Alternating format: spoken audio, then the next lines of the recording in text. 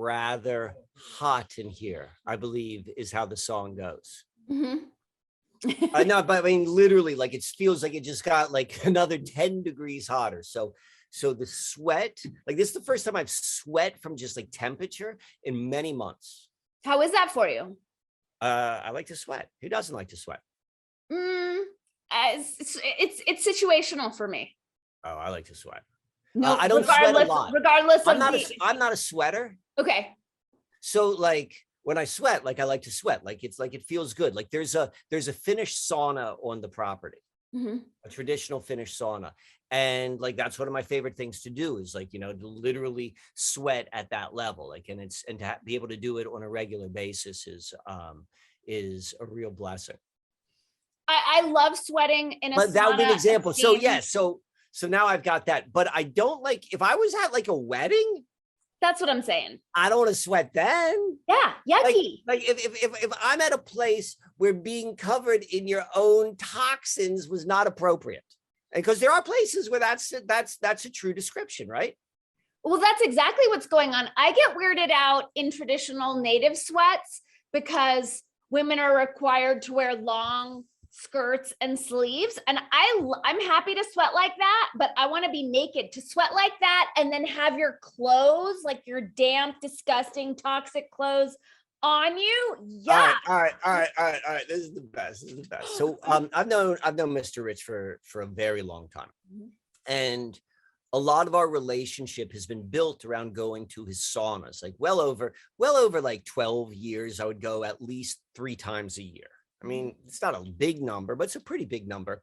And there's a certain way which he likes to do it. He likes to invite a bunch of people who don't know each other. And it's never really stated.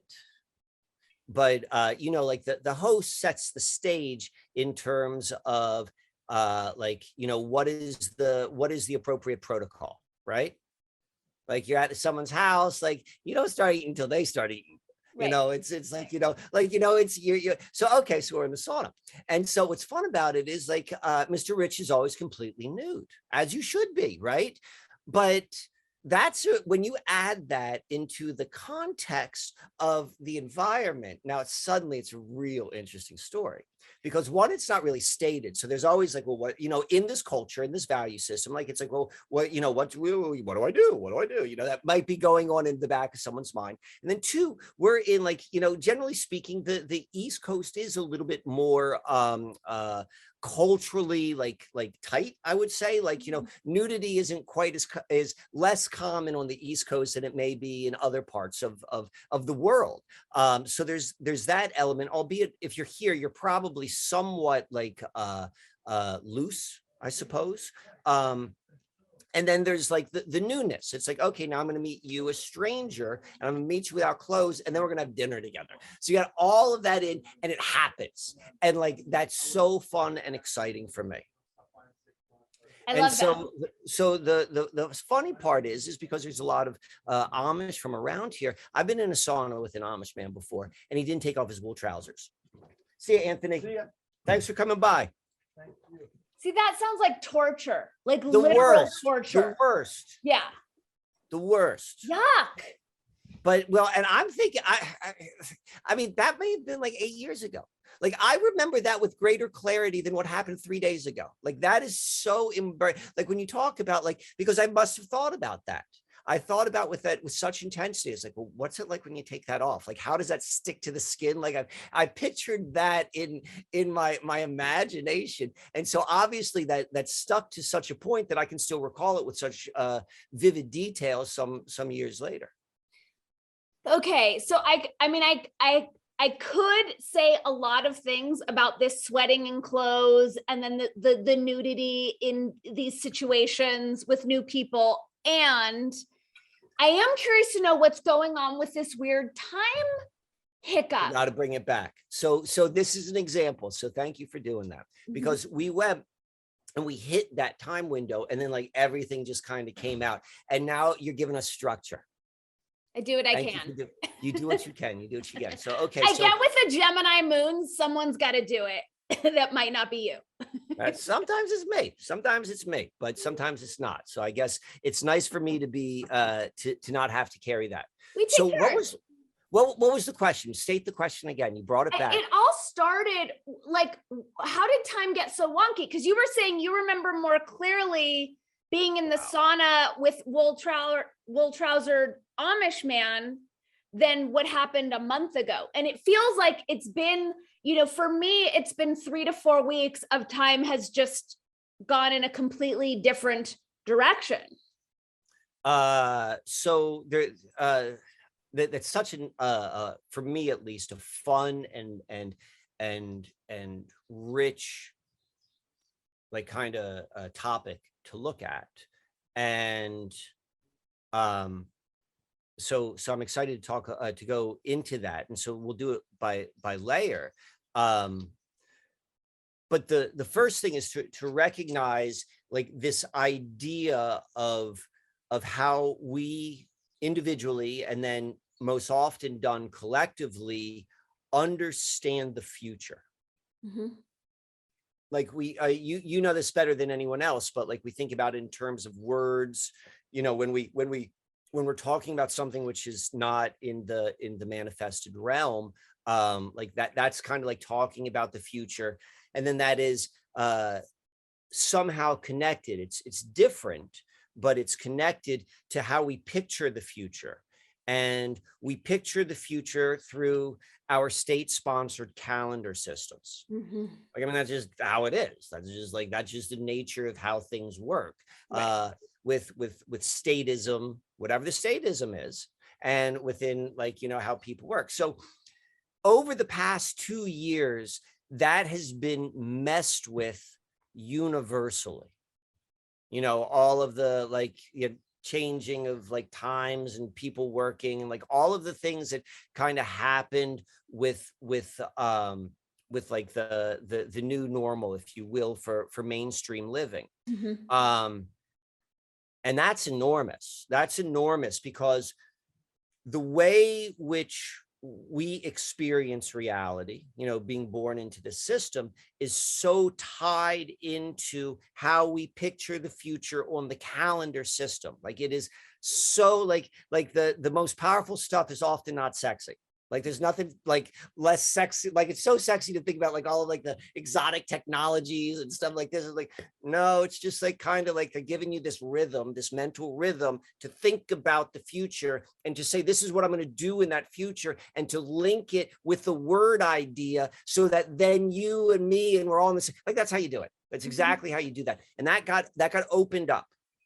And at any point, a person can get off of that themselves, if they choose to. Like, that's just like, I mean, in a way, the whole, like, be moving off into the wilderness and, like, not being part of the system, and you're gonna free yourself of that. Or there are other ways. But because this happened collectively, because everyone kind of went through it at the same time, and what it was the calendar didn't go away, but the meaning to the calendar went away. The weekend no longer meant anything. Like, are we going to celebrate this, or are we not going to celebrate that? Like, there's no dependability. So that's where, like, the breakdown happened. And now we're in the part where they're trying to re-bring you into, or at least society, into another corral. Like, all this was a changing of corrals. Mm-hmm. And the link, or one of the links, language being one of the links as well, but the vision of time and calendar. So that's how you bring from one corral to another, because we're still thinking the same way. Like, Monday's still Monday, Tuesday's still Tuesday. But we're, like, in this weird, like, transitional time. And, like, a whole bunch of the cows have kind of gotten out. And that's happening right now. That is a truth. Now, the question I have, and that was just a setup, and this is what I want to hear you respond to, is like, is there something then even more acutely happening at this moment, in these last couple of weeks, or what have you? And is that, like, is that the Pluto and Mercury in retrograde? I don't think it's that. I think that adds to it, but I think there's something else going on. But that's my thought. I also think there's something else going on, because I haven't really followed the traditional time measurement system or calendar system, which I think is the largest enslavement construct that we're being called to liberate ourselves from, which is specifically why I didn't answer the question that Mr. Rich just asked me. I was laughing so hard because you and I have had that conversation. You and I have had like a similar, and I saw how, like, I know how you feel about that topic. And like, I was laughing inside because here you are being a gracious host on many, many levels as you're talking to Mr. Rich, and he asked you a question. Like, I'm not trying to be problematic. Like, I promise you, I'm not. But it's even more important to me to be authentic and integrity. So it's like, yeah. And so I thought that was handled beautifully on both behalves.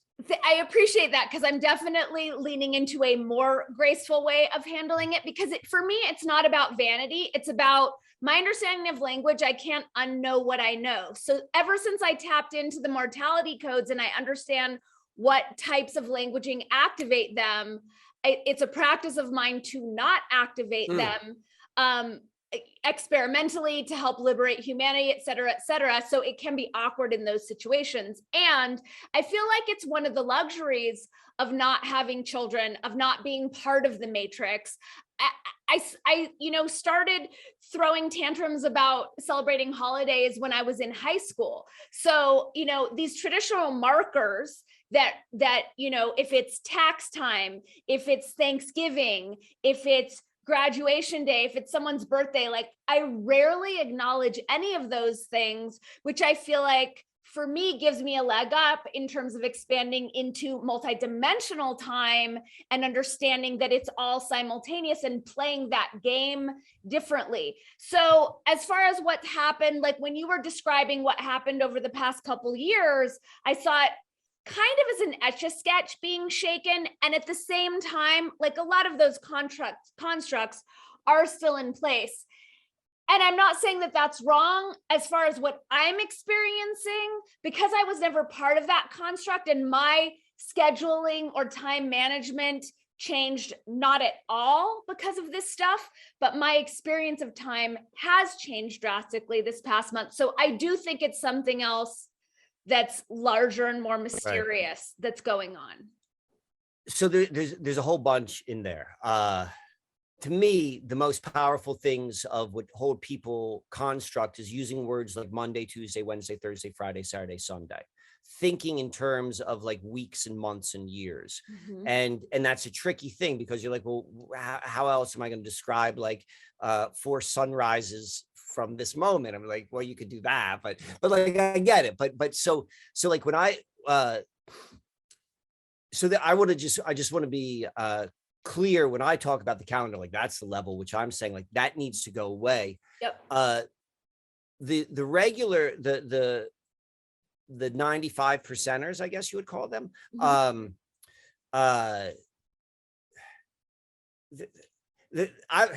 they have had a change, and I'm affected by that. How can you not be affected by like what the majority of humans as they change? Like, I can see it and I can sense, and I still know like a lot of people who are close to me in my life who, they're still part of that world. So because of that, I'm still connected to that.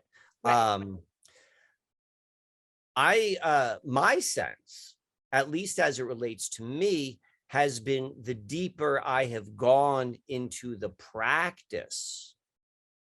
I've started developing this, and it's not even so much an alternative calendar as much as it is an alternative perspective. An alternative perspective. And that has become, here I'll use the word practice. That has become more and more and more and more of a practice, or a refined practice. And what I think the benefit, or the reason why I do it, like kind of like what you were saying as it relates to, once I understood what the mortality codes within language, and then I was like, I have to just not use those like I can't not. So it's kind of the same sort of thing of when you understand how days of the week and calendars and 1260 ratios are all part of, and what we were saying before, like with the all being solar based, inversion based, right? That's why it's also solar oriented, is to reinforce that inversion understanding. right? Like that like that's why everything's a solar cult. It's not because of that. It's because this is how you hold into the collective consciousness the movement into the next corral. That's all that's happening right now. And we're like kind of like, okay, now let's gather in the pieces. And so what I was saying is with me, with the what has been a practice has now become something even more so than that, maybe even an art form. And as that has happened, and that's been a big shift for me, that's happened over the last 100 days in Bali and Baltimore. And then as I've done that, as it's changed and it's become a little bit more refined, the chords in consciousness which held me to the previous way are becoming more loose. And how that's at least articulated is, yeah, I'm a little bit more confused by time. Because go on. Well, are there other experiences of this looser chord in addition to being more confounded by time? Yeah, like that would be like what we're talking about before with like the more poetic nature. And there's also like, because it's perspective is really holding the note of meeting everything else in life that, well, that's what this looks like. So if it's something, if it allows you to like surrender into whatever much easier.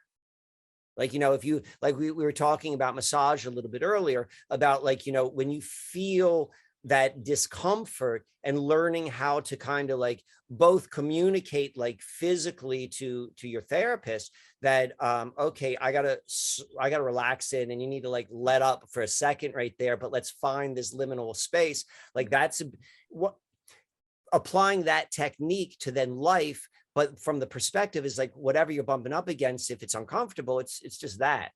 So like that's been one of the ways I've been actively meeting that as well. Is like there's a responsibility. It's not like there's not, it's everything is pleasurable as much as it is like finding the peace within it, I suppose. I'm getting a lot from this. Like what's coming up is when we were talking about how to define love, and we talked about this expansion, and that's, you know, just to touch on the massage metaphor briefly, like for me, that's the key to receiving massage well, is like, oh, there's discomfort. Let me expand into that and avail myself to, you know, the release or the discomfort or whatever it is.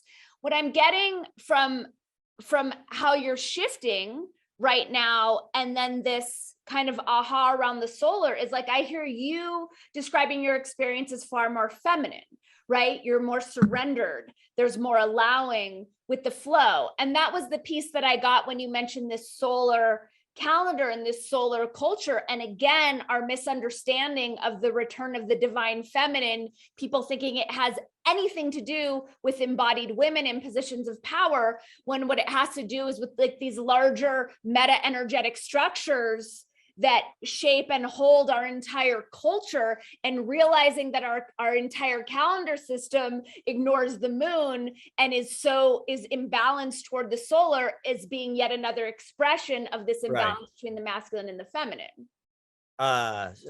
So there are two things I want to say on that. So the first one is like, by definition of divine feminine, to me, that just means receptivity. That's like, and it's like, that can be applied to everything. Like, it's not just like the way my body's oriented, but it's like how, but it is for me very body, because it's how I receive, like, you know, massage or there's a lot of art forms where receiving is as important of a gift as the projecting or the giving. So and that's all, in my opinion, like part of, you know, as you said, the divine feminine. But I want to go back to maybe something a little bit more concrete, which you just said, which is about the calendar system and what it does to the moon, because I want to spell this out really, really like kind of precisely. And I think you would appreciate kind of how I'm going to do it. Okay. So we're calling it a calendar system. First, let's know where that word originates from. I don't know if this is necessarily the etymology as much as it is the context, but the calendar refers to the system in Roman times, with Babylonian times, it's all the times, the control empire times. It's about this when you pay your bills. Right. That's your calendar. Right. And so it's a debt-based version of the future. It's the same thing with debt-based currency. It's like to get in on that consciousness level that you're already behind. Like that's part of how it holds on the collective consciousness, right, and how you can corral. It's because you already know to think this way. I'm just taking away from paper. Now I'm going to give you like ones and zeros. Let's right, say like somehow it's going to be the same. I guarantee, because it's called blockchain. It's still about like you are possessed and in debt. You're right on the chain. So, okay. So where was I going with this? So with the calendar system and how it works that way. And the calendar, it already begins, you're in debt just from the word we're using. But what it actually is it is this, if you will, it's like smoke. It is a midpoint between the materialized, unfolding of experience. Mm-hmm. I'll use that language because I avoid the TIME word, because that's what it is. Like I'm unfolding an experience and I'm witnessing it, right? So do you never use that word? No, I'm just not doing it from around you out of respect. And because I think it's good practice, because okay, it's not out of respect. I say that, but I wouldn't do it unless I was like, no, what you speak is the truth, like capital T, like that makes sense. Why would I not do that? Mm-hmm. So, but whether or not I can hold that note, will, time will tell. You can, I'm rooting for you. Thank you. Thank you. It's always good. It's always good to have someone in your corner.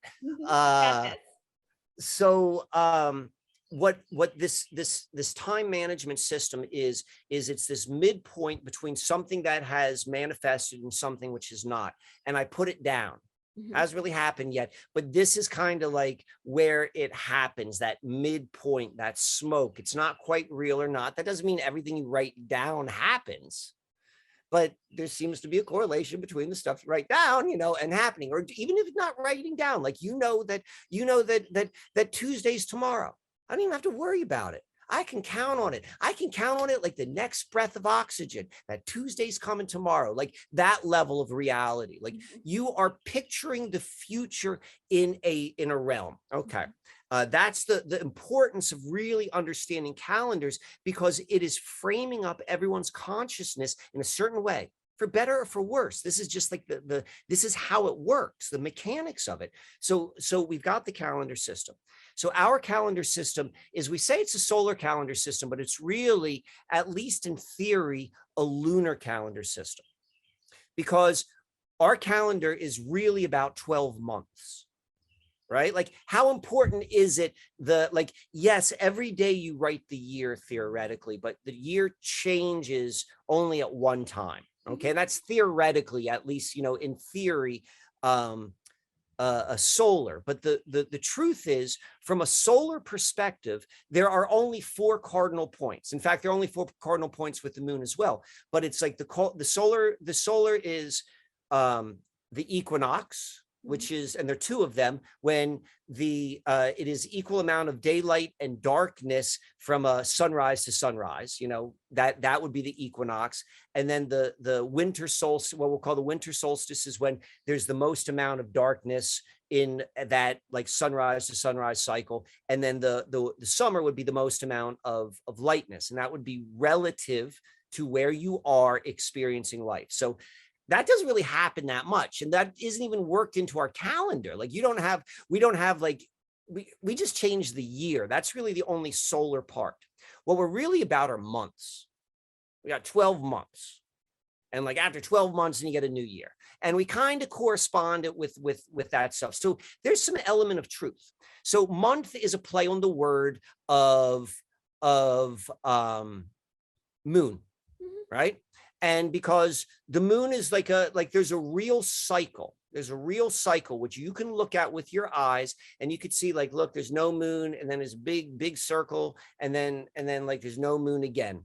And there are markers. There are markers in there, and it's like you can actually see like this is when it begins, and this is like from new moon to once you get to the quarter moon, like that's a very distinct phase. And then there's a very distinct like portion, like it changes. It's going from new moon, you're all dark and you're growing in lightness. And then the lightness grows and it grows and it grows until you hit the quarter moon. And now you cross over a barrier, and now you have more lightness than darkness, but it's continuing to grow. And then it hits like this thing, and you see it, and you see it's all light. And then the collapse begins. And then you get more and more shadow, more and more shadow. And then it goes from being mostly light to mostly shadow, and goes over and over again. That's real. And that's kind of what the month is based upon. Like kind of being the operative word here. Right. But there's a link. There's no like mistaking it. It's not like it's got nothing in common. It's moon and month. A month is about 28 to 31 days. A lunar cycle is between 28 and 30 days. There are 4 weeks in theory in a month. There are 4 phases in absolute objectivity. Like there's like a general truth. It just has nothing to do with anything. Is like there in the a general truth to leap years? Well, leap year is different.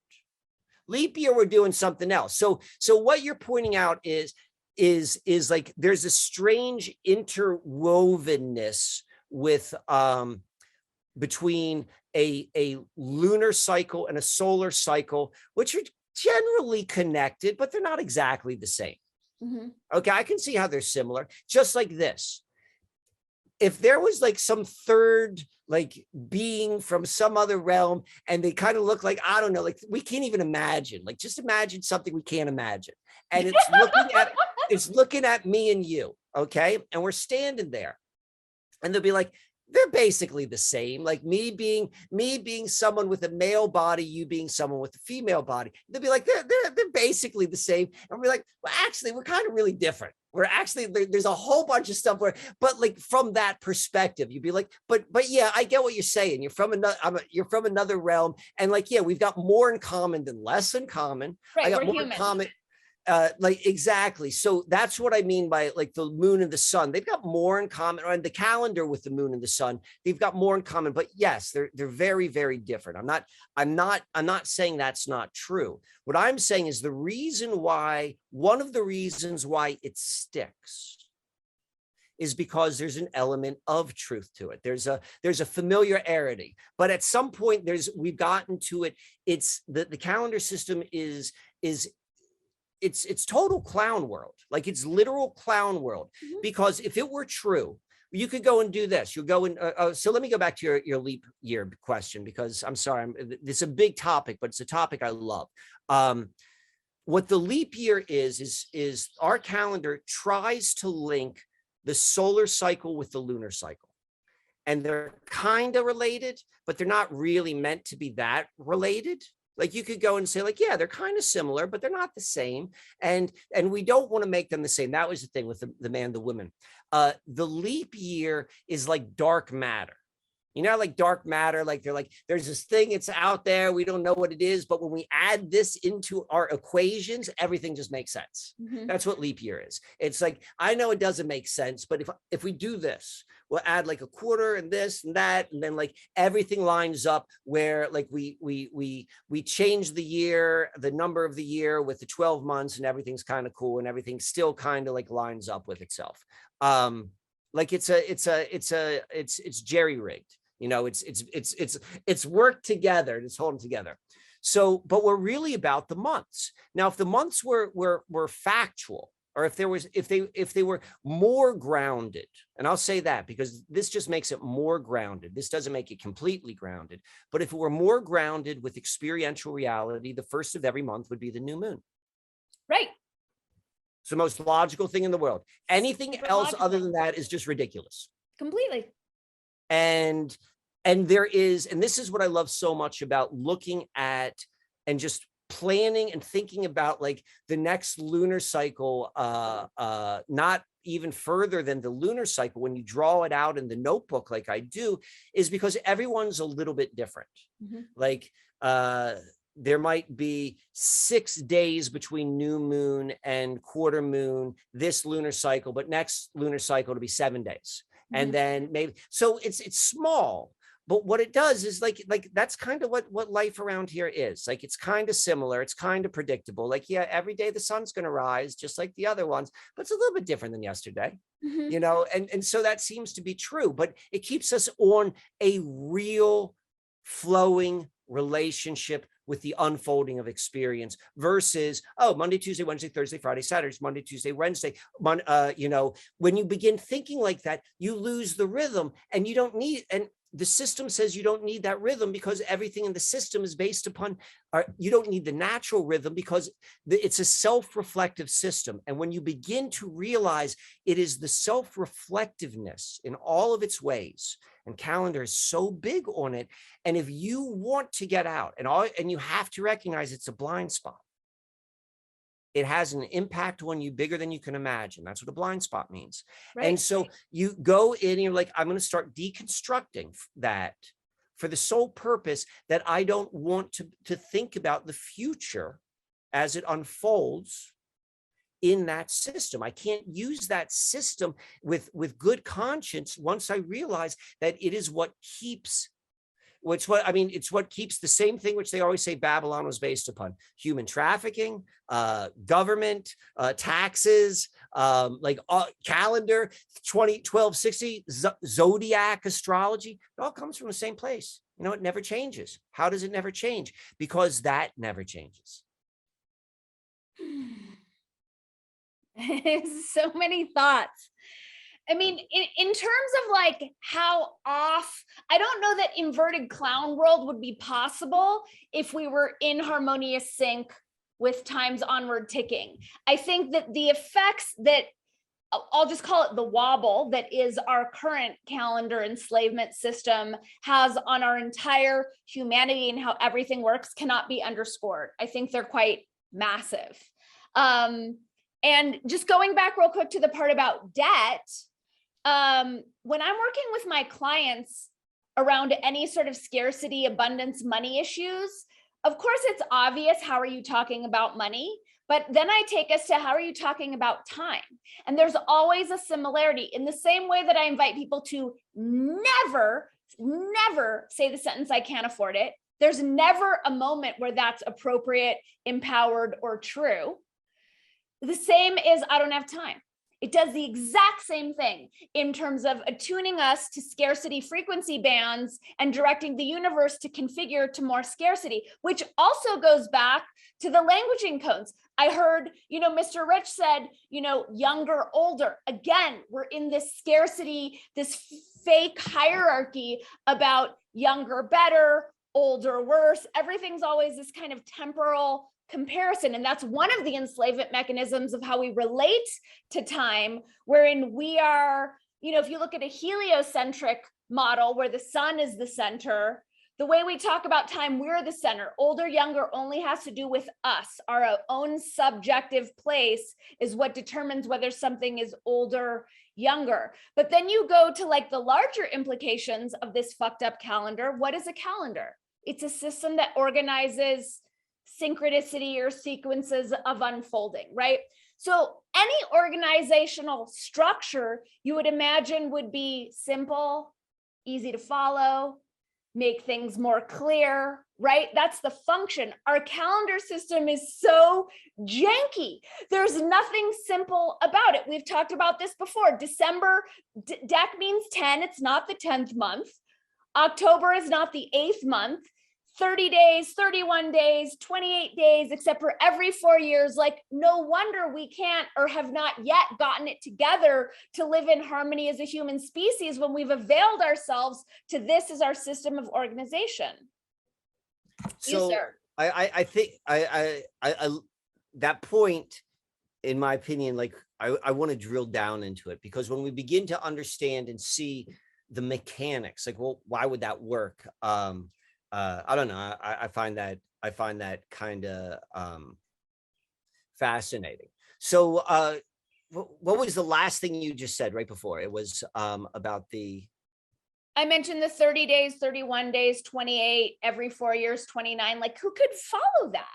So the reason the ridiculousness of the system that we're given, which should have nothing to do with ridiculousness, like it's something that should be taken with a very high degree of sacredness. Like, you're like, okay, I'm talking about, like, this is how we play the game.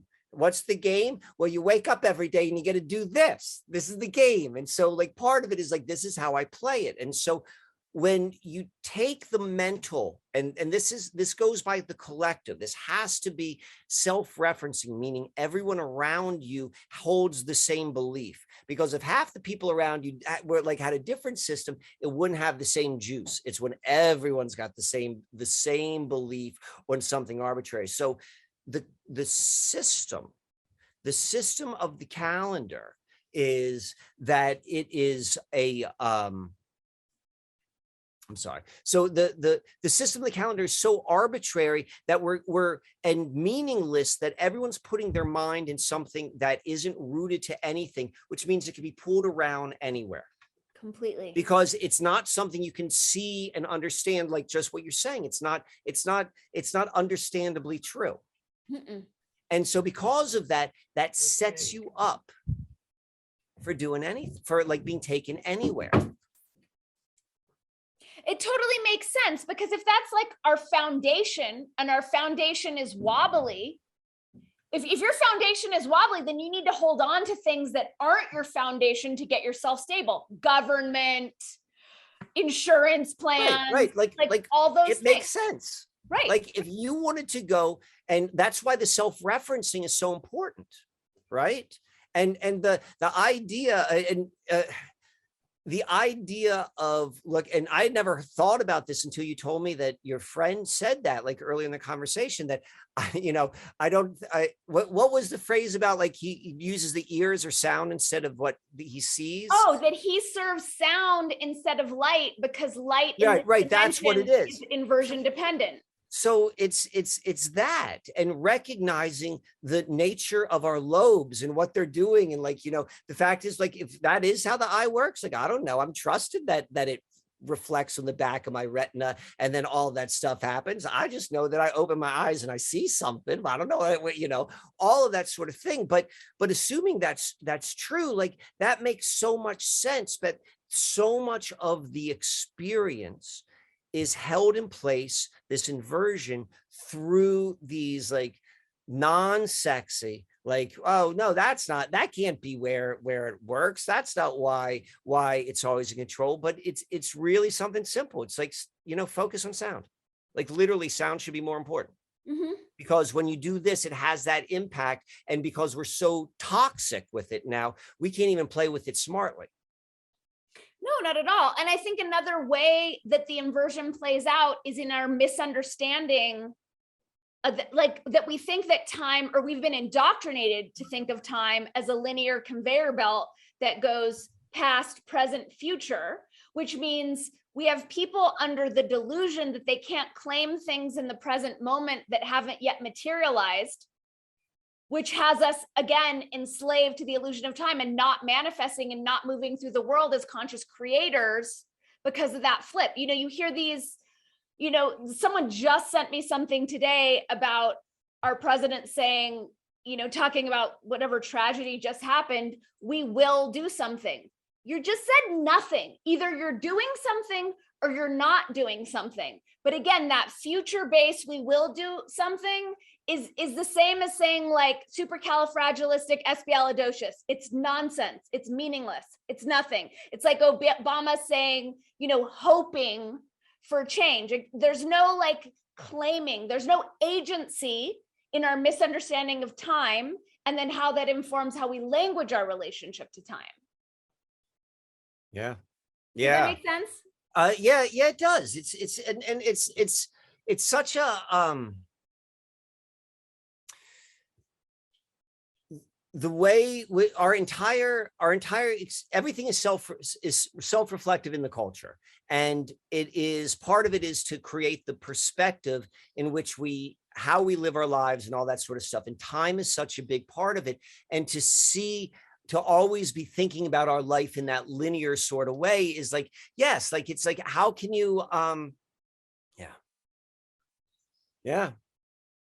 It pervs, it just pervs like it literally pervs everything from my perspective. But I know you're playing with a whole different synchronicity tracking system that's changing your relationship, that's making things more poetic, more magical. You're experiencing more surrender. Like, tell us about that. Is it something? So let me be clear of what I think what I'm doing, because and thank you for giving me this opportunity to bring that up specifically. I am disentangling from the old time system. And so disentanglement isn't always like, yes, there's kind of like what you just said about like, as I said earlier about like synchronicity and poeticness, but there's also a disconnecting with something like, I was once part of this and now I'm no longer part of this. And so it's not as simple as just that. So that being said, yeah, so it's kind of like it's the last, prior to moving to Nome Countryside, the last 100 days for me, I was in Bali and Baltimore, and that represented a big shift in how I was living my life. Like my life really, really changed. A transition, and that's a big story. And now I'm here. And so I know that transition, like this is to me, the benefit of what we're going to call the T word, is that it can give you markers, because there is something nice. Like, yeah, you'd be like, okay, well, I want to go have experience where I'm always in the present moment and I'm always like this and I'm one with everything. I'd be like, well, okay, well then why are you in a body? So there's something nice about having a point of reference of like where things separate, and time can have markers. I think markers are kind of cool. But it's a delicate dance, because we see where it can go when you've got too many markers. So, okay. So that was a time marker for me through Baltimore. And I know from looking at myself in the mirror, I know from kind of like what it feels like to be me, is that I'm different. I'm different. That was a marker. And so one of the ways which this is showing itself in its most experiential way is the fact that this system, which I've been doing for years, is going to the next level, I suppose. And that's both in terms of how my dedication to it and my understanding of it, but then also my sharing of it, And so there are two parts of it. And one of them is this recognition of writing out, like I mean, there are three parts. So there's like, it has to do with time, but it also has to do with technology as well. It is reclaiming like this idea of what we have as an engagement book, where you write down the stuff you're going to do. I guess there's a way of being right now where you're like, I'm going to go and reject all of that. And I'm going to go and live a true free life where I don't have any of those things. And so this is not for that.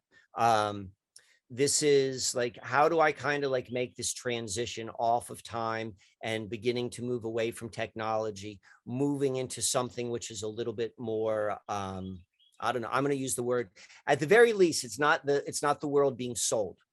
The very least, it's not that world. And part of it is like, it's a world which I'm not really certain where it's taking me, but I think that's where we all are right now. Like, if you want to have a radical new reality, you need to really start doing things radically different, but that can be in a small way. So it is this practice with like using notebooks, and I write out my engagement book like every lunar cycle. And I do that. Like, when I think of like bills, I think of bills now, like in terms of like my month my month and financial responsibilities, that's what I'm going to say, financial responsibilities, I used to frame it up in a month because that's what the calendar does. And I'm like, okay, well, let me think about like financial, my financial begins now. This is my first month. This is what my week is, but I backfill it into the date system, which they use, the day of the week, and the their counting system. But I understand that in my system. And so going through that practice is a moving away from what it was to something else. So that's part of it. And the other part is the starboard. The starboard is the ceremonial aspect where, and I've been doing this for a long time, where at the turn of every phase, I move stones, which represent the placement in the heavens of the planets. And I see what happens from a macro level, whatever the planets are. Like there may be a point I'm gonna be like, I'm done with planets. I don't trust these planets anymore. But right now I'm still trusting planets. Do you but trust all the planets? This is what, well, I don't know about the planets which are outside of my vision if they exist. Like I can't say for certain that Pluto, Neptune, Uranus, or Chiron exist because I haven't seen them with my eyes. But I can identify when Saturn, Jupiter, and Mars are in the heavens. And I'll be like, well, I don't know what that is, but I know that I can track it and I can see that it's moving and I know how to find it. So I'm on that level. And do you also believe that the moon is an organic, like moon? I don't know. I don't know. Okay. I'm like, I've read lots of stuff like that. Right. Thought comes in my mind. Right now, I say this, if the moon is a Saturn satellite to hypnotize me, I'm like, well, you got me. Because I do get hypnotized when I look at the moon. I love the moon, and I'm aware that it's possible that I'm hypnotized. And I'm aware that once I see real information that tells me that it is inorganic and it is detrimental to life on Earth, well, then I'll be able to walk away from that. But I have not seen that yet. But I do know that that is one of the storylines, which I've heard before. What I think is interesting about that, not to steer away from you guiding us through this, but it's the same with the moon for me as it is with sidereal and tropical astrology. It just shows me how the world is actually made of stories, and whatever story we're telling most is how we experience it as humans, which the beauty of that is like we could write different stories. You and I are on the exact same page with that. Is like, you need to recognize the nature of story and the nature of story in creating reality, and then realize, oh, this is the nature of reality. We tell each other stories. So let's go tell some really good stories. Right. Yes. I feel the exact same way about sidereal and tropical. And I'm not telling myself, the story I'm telling myself right now is like, I follow the moon, but I am not 100% committed to that story. Okay. That's a story which I could change. Right now, I love that story. It's a story which I like a lot. So so the starboard is like a way which you bring an awareness of what's happening in the heavens. It's what I call natural astrology, which is astrology without stories. So what that means is a recognition that the heavenly bodies and their relationship to each other and to the earth have some degree of significance. And then like it gets a little bit real soft. Like I don't necessarily need to define what that degree of significance is. And I think by following it brings me into harmony with whatever significance it is. So it's like, I just trust it. Like, I don't need to know why the sun rises to know that I can trust it to happening. But that's how I meet it. That's how I meet. Have you gleaned new understandings about the cosmos, astrology, planetary influences from tracking the starboard? I've gleaned a better relationship with the unfolding of life in this realm, in this body. Can you elaborate on that? So I spend less, like, I don't feed that within myself, meaning like to understand more of the cosmos or anything like that, because I don't see how that benefits my experience in the body. And that's not to say that there's not value. It's just saying that what I'm interested in being alive in the body with ground beneath my feet and sky above my head. And why I say it that way means like, I don't know what's beyond that. Like anything beyond that is a story. And I recognize that. That doesn't mean that I'm cool just sitting right there. So I'm cool recognizing that I'm having this experience and recognizing there's a whole bunch of other stuff outside of my knowledge, but I'm going to kind of focus on like what I think is the skill of being in human form with all of that sort of stuff. Like, how do I hold that? Which to me, an example of that, and this is how far I go, is like when you talk about morbidity codes, I'm like, yes, like understanding that is part of like being able to hold your note as a human being. Yeah. Yeah. And so all of this practice is like ways of like really disentangling while at the same time still being involved to a degree. So has your calendar system created any dissonance in terms of organizing and harmonizing with other humans who are not tracking your same system? Well, no, I mean, so I have appointments with people, like regular people, and like they're like, this is when we're gonna do it. I just write up here. Can you give me sharing capability? Yeah. Stand by.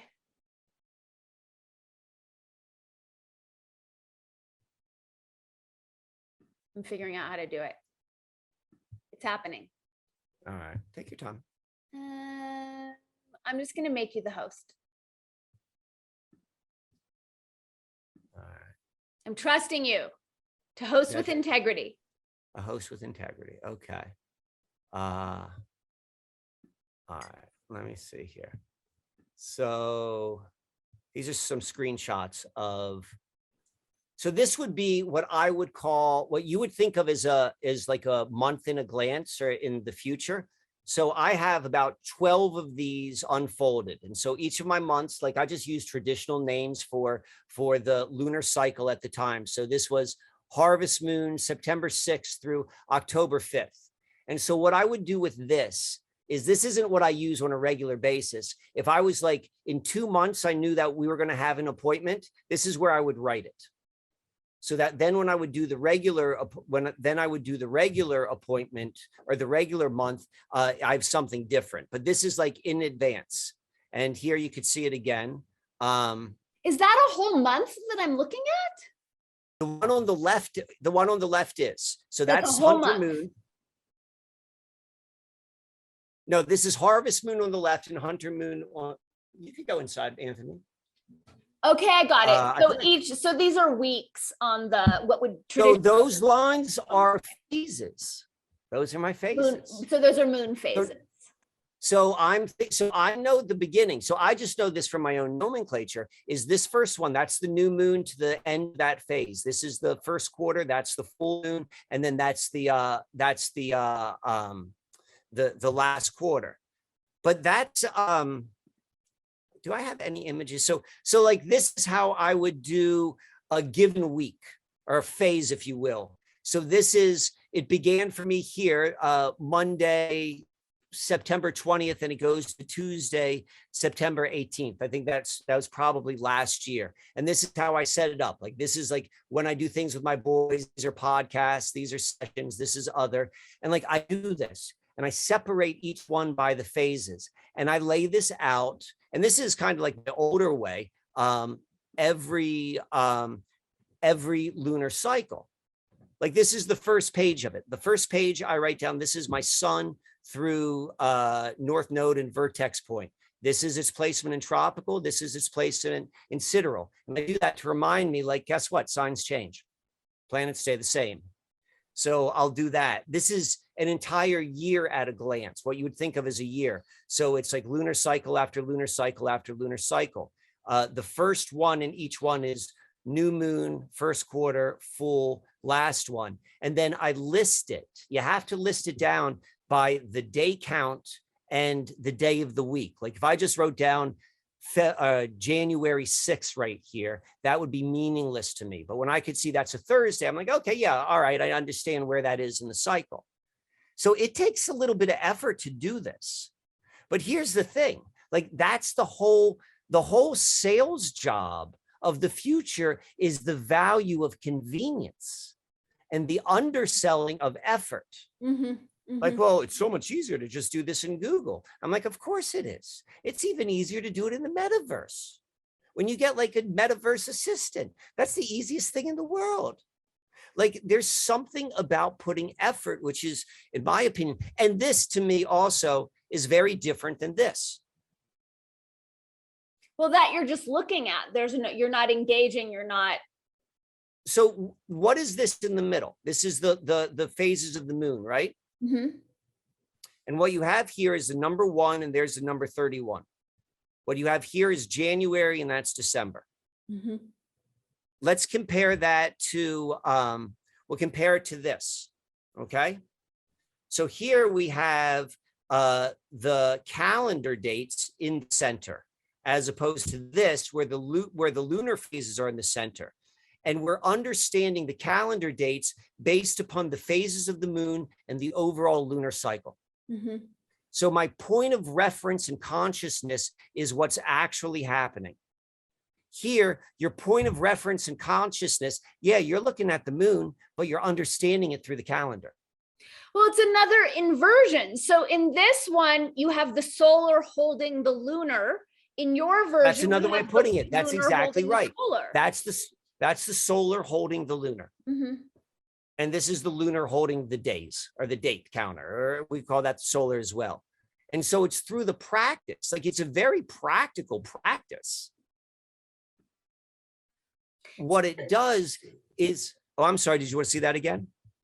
I mean, I want to see all of it, but it seems like there are multiple phases to it. Like, just in you writing down your own chart each time,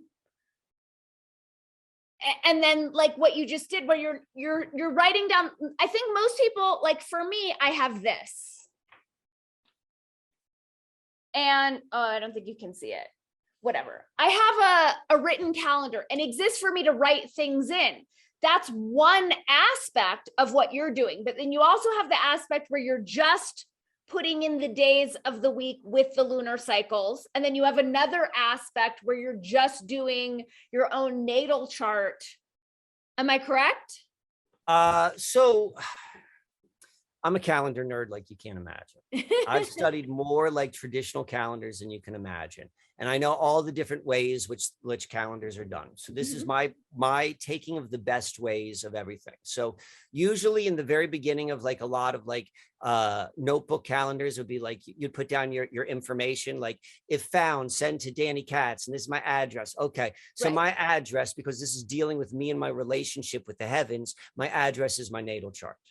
I create one of these books. So you do that once a year. Is that correct? Whenever this fills up. This is what my book looks like. Like, look right here.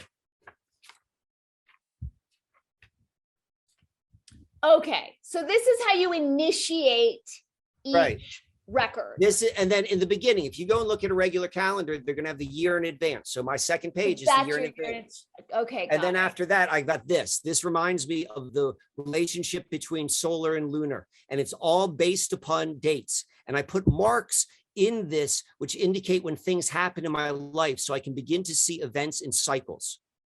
So something happens and you flip back to this part of your book and you mark it down. So I'll go like this. So for example, I moved to Nome Countryside. I'd put a line in this on the date that corresponded on the cycle of where that is. And then I go and I see these lines throughout a period of time. And I'll be like, wow, look, everything's happening in this. Look at, like, you know, you begin to see patterns. It's fun. Interesting. All right. So then from there is when I go into that like month in advance. And I've got the next 9 months that way. So I can plan. So like, if I'm like, well, let's do something in 3 months. And I'm like, but I haven't written 3 months out. I've written that out. So I can put it in there. So when I write the given one, I already have that stuff. Like, I'm telling you, this is practical. It's like, how do you manage your life? So this here, I have, whenever a new lunar cycle begins, I start like this. I don't even know what I'm looking at.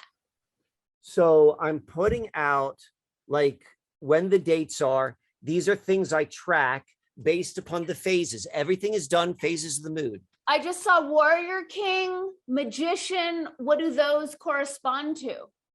All right. Owner. So those correspond. You see right here.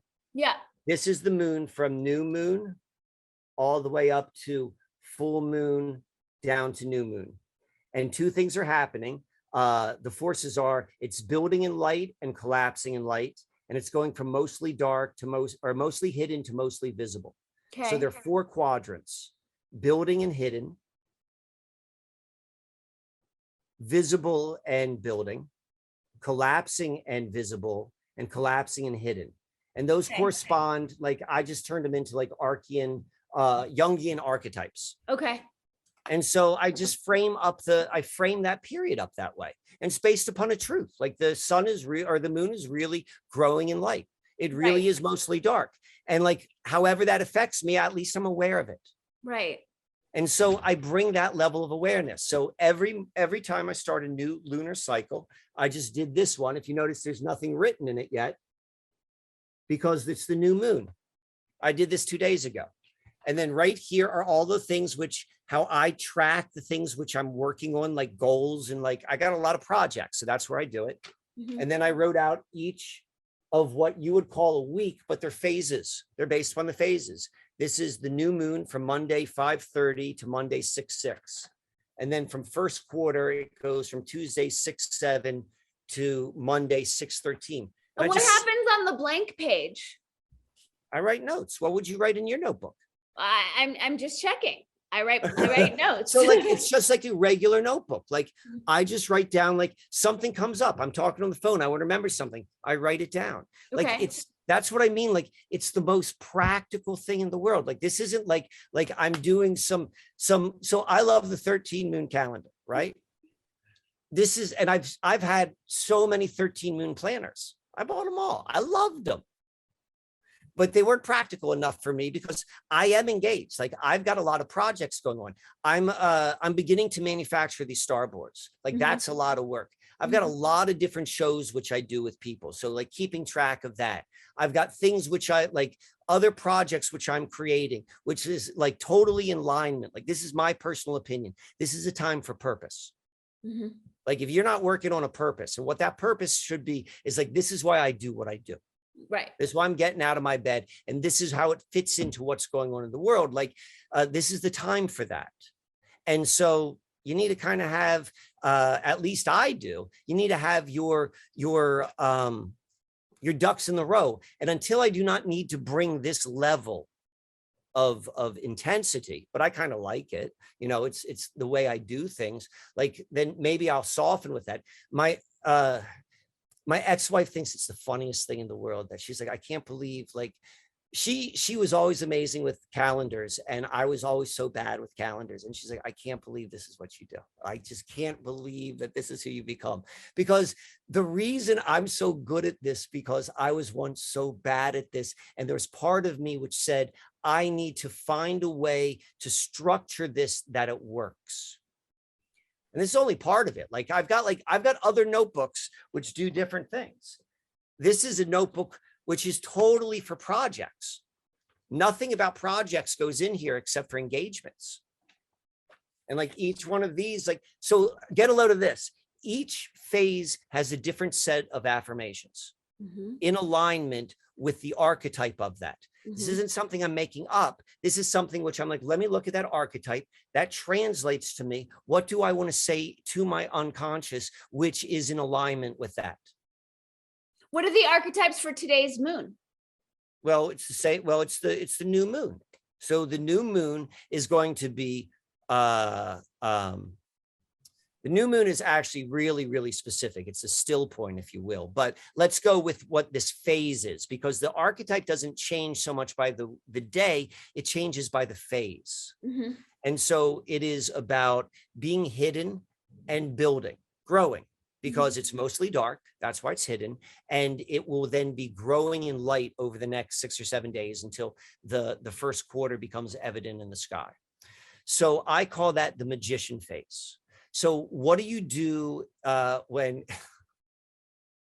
it's dark and you're building, when you're hidden in your building? So it's very strategic.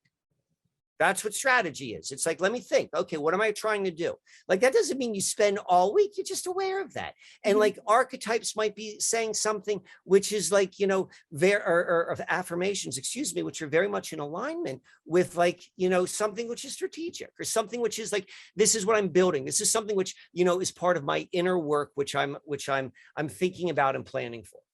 So that would be like a practical way in which you take this. And so here's the thing. It's like all of a sudden, all of the other sort of like calendar stuff, which you would put your consciousness to, like, you don't even have time for that. Like, you're doing this.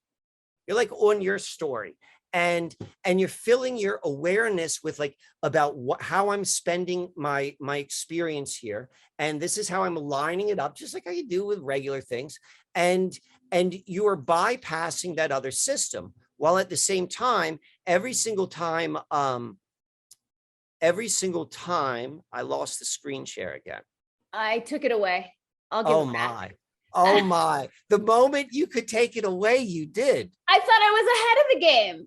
You were ahead of the game. All right. So then we add this element into it, which is then you go and this is the star board. When you change to another phase a week, you do this, you move each one of these stones, however much it moved since the last time you moved it, more or less 7 days ago.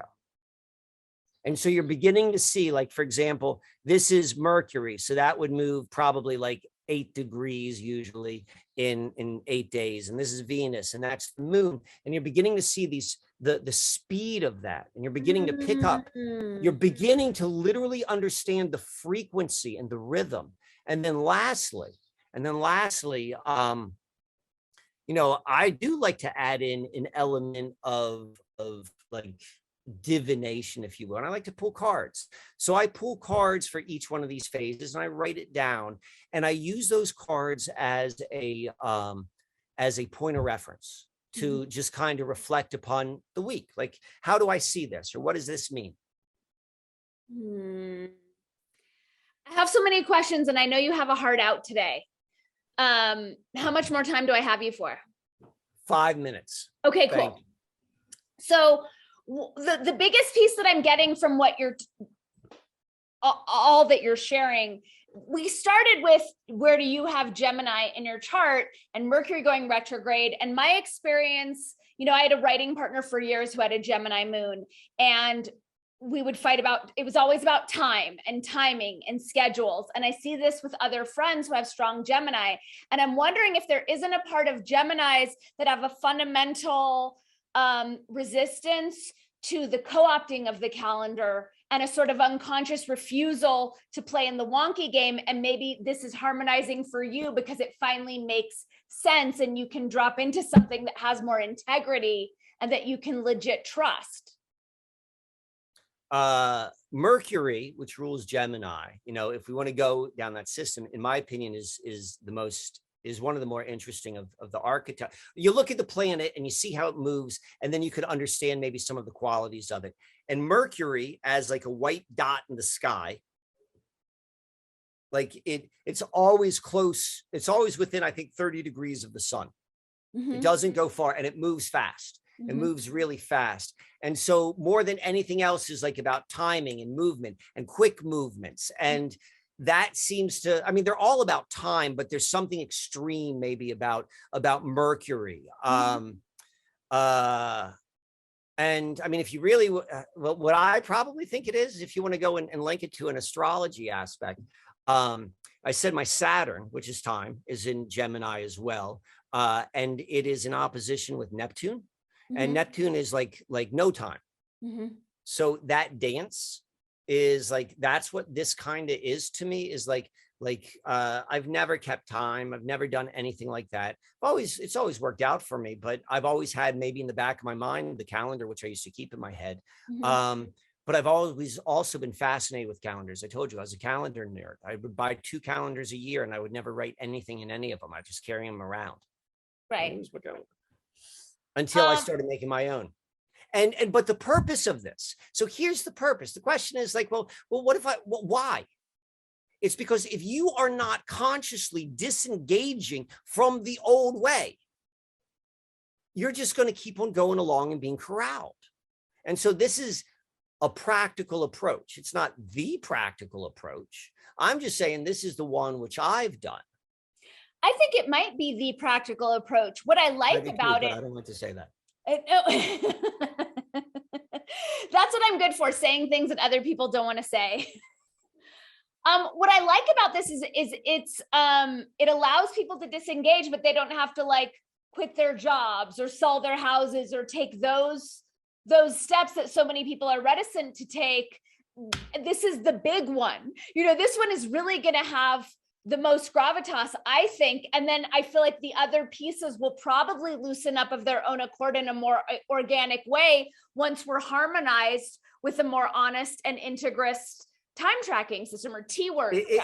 Exactly. I mean, and that's what I think is one of my my internal compass points in recognizing where we are with the unfolding. Mm-hmm. And we're stepping into something new. I like to say it's a radical new reality. Mm-hmm. And part of that is recognizing that it's transitional.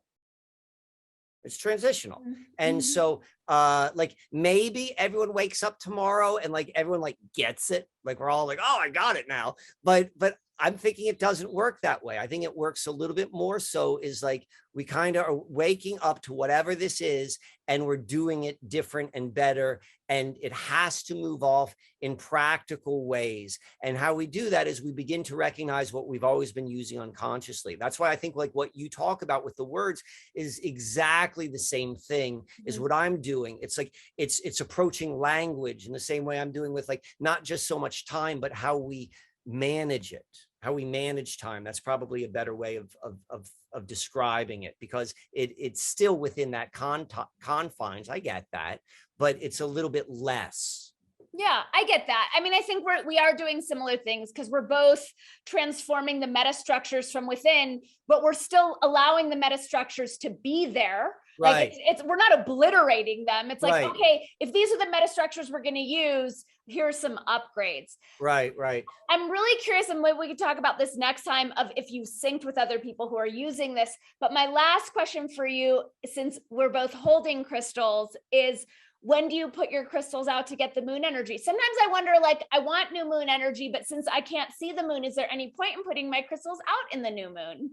I mean, that tends not to be my hot button. Like I know that happens. I think I may have, like, if I'm outside with the moon and I have my crystals with me, I'll put them out there.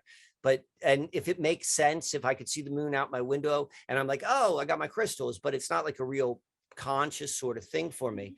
I've got this real cool, like, pyramid on my glass pyramid where you can put stuff in. Like I like to put them in there. Like I'll do that. And like, but I typically think that when I blow on them,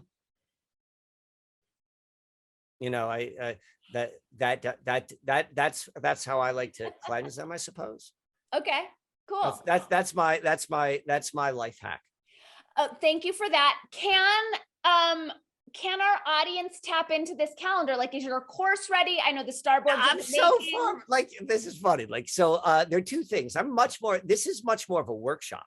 This is not like this is like an experience. It's not like, oh, I'm going to follow the calendar system and now I'm going to change. It's like, no, when you go through this process, and it could be a totally different process, like something happens. Mm-hmm. And so this is a workshop experience. And so I'm still building that. I've got 2 workshops already scheduled. The first one is in August. Okay. And I want to be able to have that with the starboards. Like it's a whole system, and I would love to be able to go, and that's how I'd like to spend my time, is like moving around and teaching these. I used to do workshops like way back when in another world, and that seems to make sense with how my life has been unfolding. Like, yeah, that makes sense, Mike. That's what you should be doing. And then I'm also doing a download one, I guess. Like I've been dragging my feet on that for a long time. But that should be happening. Is it happening? Should be. I mean, I guess it is. Like, is it how about this? It's hurting my heart to hear you should my friend Michael. Okay. So this is what, I don't know if I'm sold on it. That's what the should's coming from. You don't know if you're sold on your calendar system or on how you're sharing it with other humans. I don't know if I'm sold on putting it online. Okay. So that's my, when you hear that hesitation, like I don't have any sort of hesitation with like, I'm doing this in person. Got it. It's just like, I'm still not fully on board. My guess is I will be, because it's the most practical thing in the world. And the reason I don't want to do it is because like sometimes maybe I'm convincing myself that I'm taking a moral high ground where I'm taking the lazy high ground. But I don't know. I think I'm going to do it. But right now, like I can't be completely honest and give the 100% commit or enthusiasm. That's it. 100% enthusiasm. I respect that. I respect the self-awareness informing that. In the meantime, we could hold the vision of you going on tour and coming to a town Do that. near That's all what of we us. want. That's what we want. So, and I'm going to start talking about it a little bit more. Like I'm going to stop talking about the stuff I used to talk about on YouTube. I'm going to talk more about this sort of stuff for a variety of reasons. But, you know, this is a complex thing. Like, you know, what you saw, what I just talked about, like that's a big pill for anyone to swallow. Totally. And I need to kind of like begin to plant seeds, like both in terms of how I want to talk about this and like, you know, how and where it resonates, because I want it to be well received, mainly because I want to do it. And I want to find people who are like, I get this and I want to participate. And this is going to be fun, Mike. Yeah, it is fun. It is working. It is taking off. I see all of this happening. Yeah, I'm excited to learn it myself. Where can the folks find you? SusquehannaAlchemy.com is probably the best thing. If they're local, if anyone's local to the area, so I'm like in southern Lancaster County in Pennsylvania, I think we're going to start doing maybe this summer, like we're going to do some art classes here. Like I'm a really talented artist, and but all of my techniques are really simple and they're really fun, and particularly with this sandstone technique, which I have. And so if anyone's interested in that, like that, I would love to go and like work with people and something fun like that. They come up for the day and we could do a whole project and be down at the creek and all of that sort of stuff. In the magic So spot. if anyone's interested in that, go to SusquehannaAlchemy.com or Susquehanna Alchemy YouTube. I guess there's that. Instagram, it's all Susquehanna Alchemy. And you know, just reach out and you know, we'll figure this out. Awesome. Yay. I'm excited for you to be flooded with messages from interested creative humans. Thanks for dropping in with me, Michael. It's been super fun. This is the best, Danny. You know how much I like coming on here.